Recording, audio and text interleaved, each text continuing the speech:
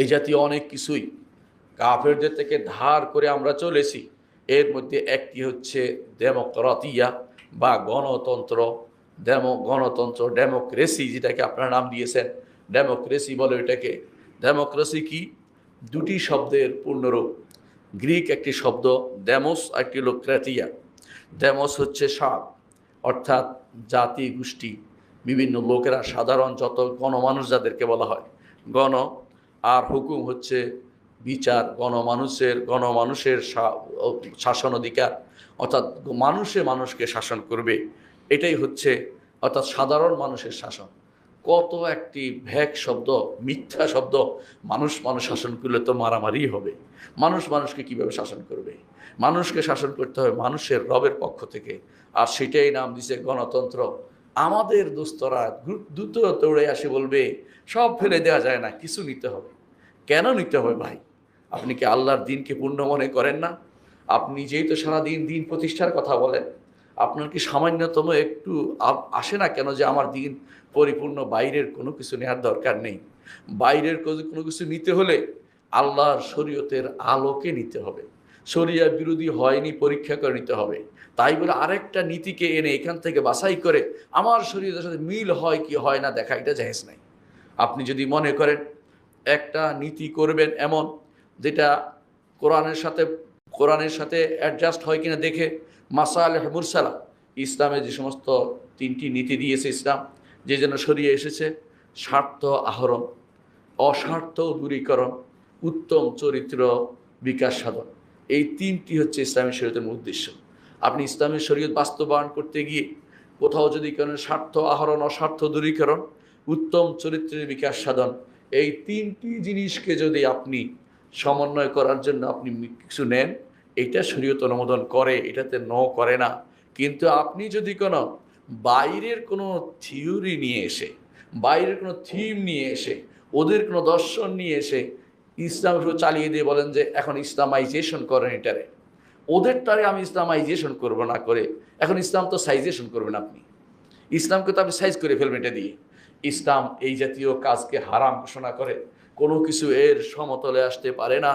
আফানা জাআলুল মুসলিমিন কাল মুজরিমিন মা লাকুম কাইফা তাহকুমুন। কিভাবে বিচার করো, কিভাবে বিচার করো? এটা ইসলাম আল্লাহর দিন মেনে চলাকে ইবাদত মনে করে। আল্লাহর দিন মেনে চলা ইবাদত, কোরআন মেনে চলা ইবাদত, হাদিস মেনে চলা ইবাদত। কোরআন হাদিস মেনে চলা আপনার জন্য ইবাদত। মুসলিম হওয়ার জন্য এটা শর্ত। আপনি যদি মনে করেন অন্য কোনো কিছুকে সমতায় নিয়ে আসবেন, আপনি এখনো ইমানদার হইতে পারেন নাই। আপনি যদি মনে করেন অন্যটাকে এর সাথে মিলে বানাই দেব, তাহলে সেটা জায়েজ নেই। আপনি দেখবেন আপনার শরীয়তে কি আছে, তারপর সেটাকে শরীয়তের বিধির আলোকে যতটুকু দরকার ততটুকু আপনি বিধান দিবেন। এইটা না করে অন্যের বিধান এনে শরীয়তে মিলে কি মিলে না দেখার দায়িত্ব আপনাকে কে দিল? অন্যের বিধান পুরোপুরি ছুড়ে দেওয়ার জিনিস, পুরোপুরি ছুড়ে দেওয়ার জিনিস। আপনাকে আমি উদাহরণ দিয়েছি, ওমর রাদিয়াল্লাহু আনহুকে রাসূলুল্লাহ সাল্লাল্লাহু আলাইহি ওয়াসাল্লাম ধমকি দিয়েছেন, অথচ সেটা আল্লাহর কিতাব ছিল। আর সেটা যদি কোনো দর্শন হতো, তাহলে সেটা কতটুকু ধিকৃত হতো আপনি বুঝতে পারেন। এখানে ডেমোক্রেটিয়া বা ডেমোক্রেটিস যেটাকে বলা হয়, গণতন্ত্র প্রতিষ্ঠার জন্য আন্দোলন চলছে। এই গণতন্ত্র প্রতিষ্ঠার জন্য যারা মারা যাবে, তারা কি আল্লাহর দ্বীনের জন্য মারা গেছে? তাদেরকে তো অনেকেই শহীদ বলে ফেলবেন, তাদেরকে তো অনেকজন বিভিন্ন রকমের নামও দিয়ে দিবেন, এই জাতীয় সেই জাতীয়। তাদের নামে আপনি হয়তো গায়ের জোরে দুনিয়াতে কোনো একটা রাস্তার নামকরণই করলেন, আল্লাহর কাছে তাদের কোনো মূল্য নেই। মাজলুম হলে সেটার বিধান ভিন্ন। মাজলুম হয়ে মারা গেলে হয়তো আল্লাহ তাআলা তাকে শাহাদাতের মর্যাদা দিবেন। কিন্তু সেটা যদি কোনো ওই ব্যক্তির নিয়তের উপর নির্ভরশীল, যদি গণতন্ত্রের জন্য মারা যায় এক কথা, মাজলুম হয়ে মারা গেলে আরেক কথা। কোনটার নিয়ত ছিল কেউ বলতে পারে না। এই জন্য কেউ কোনোদিন কাউকে বলতে পারে না যে অমুক শহীদ, যতক্ষণ পর্যন্ত মুহাম্মদুর রাসূলুল্লাহ সাল্লাল্লাহু আলাইহি ওয়াসাল্লাম আমাদেরকে না জানাচ্ছেন। রাসূলুল্লাহ সাল্লাল্লাহু আলাইহি ওয়াসাল্লাম দুনিয়া থেকে চলে গেছেন, তিনি আর জানাবেন না। এখন এই জন্য যত রকমের তন্ত্রমন্ত্রের কারণে মানুষ মারা পড়ছে, সেগুলি কাউকে কোনোদিন শহীদ বলবেন না। বলবেন যে যদি নিয়ত ভালো থাকে, আল্লাহ শরিয়া মোতাবেক হয়, আল্লাহ তার এই রক্তদানকে কবুল করুন, শাহাদতের মর্যাদা দিন। কিন্তু অগ্রিম শহীদ বলে ফেলে, অমুক শহীদ বলে ফেলা ইসলাম অনুমোদন করে না। কারণ আপনি জানেন না তার নিয়তে কি ছিল।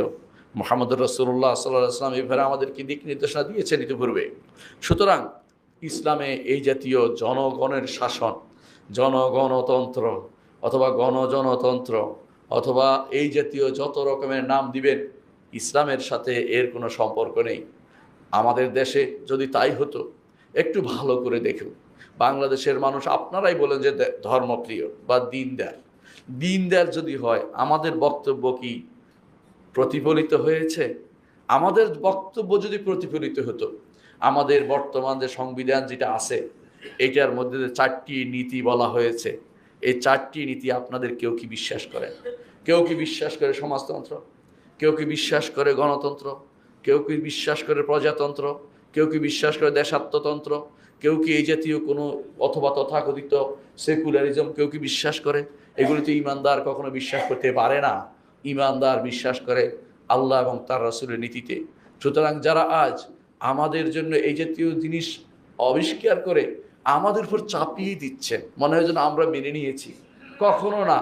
ইমানদার কখনো এগুলি মেনে নিতে পারে না। বিস্তারিত বললেও দেখতেন যে মানুষ মানেনি। অনেকের কাছে আছে ধোঁয়াশা ছাড়া হয়েছে, অনেকের দিন না বুঝে হয়তো হ্যাঁ বলেছে অথবা না বলেছে, কিন্তু তাই বলে আপনি সবার উপর দিয়ে আপনার বক্তব্য চালিয়ে দিবেন, তাই ইসলাম কখনো গ্রহণ করে না। মনে রাখবেন, ইসলামের সাথে গণতন্ত্রের কোনো রকমের ইসলাম গণতন্ত্র কোনোভাবেই মেনে নেয় না। আপনি হয়তো বলতে পারেন যে গণতন্ত্রের মধ্যে এইটা আছে ওইটা আছে, ভালো কোনো দিক খুঁজে বের করবেন আপনি। আপনার কাছে অনুরোধ থাকবে, ভালো দিকগুলো ইসলামে অবশ্যই আছে আগে থেকে। যদি মনে করেন ইসলামে ভালো দিকগুলো নেই, আপনি ইসলামকে বুঝেননি।